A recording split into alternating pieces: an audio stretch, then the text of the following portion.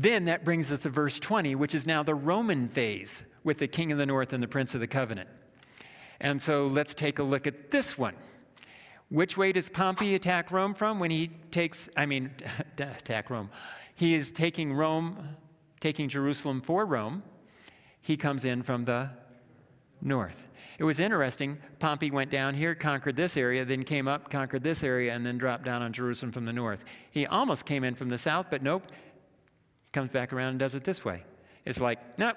God says, can't mess up this pattern. Got to do it the right way.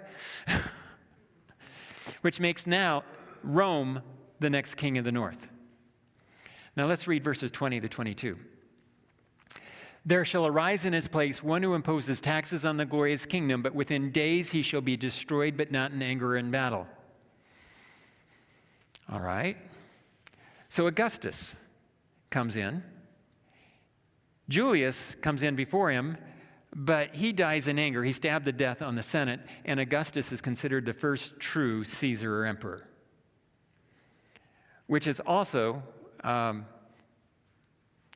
switching from what we know of as Republican to Imperial Rome during that time period. And it came to pass in those days that there went out a decree from Caesar Augustus that all the world should be taxed. So Luke gives us the reason Jesus is born in Bethlehem is decrees from Caesar.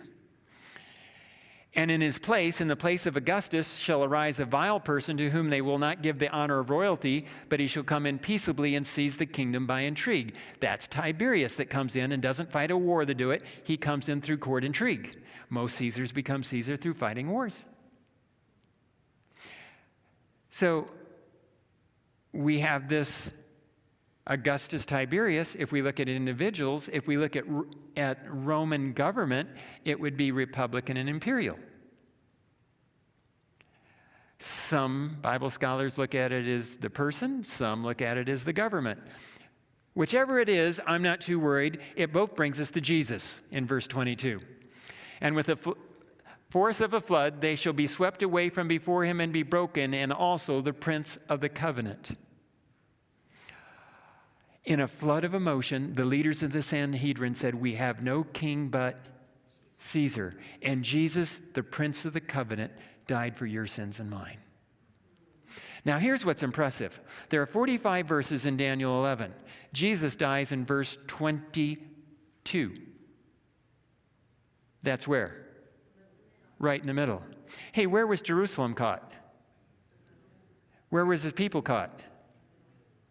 Jesus knows what it's like to be caught in the middle. He died in the middle so that he can save his people that are caught in the middle. And at the end of it, he will rescue his people caught in the middle.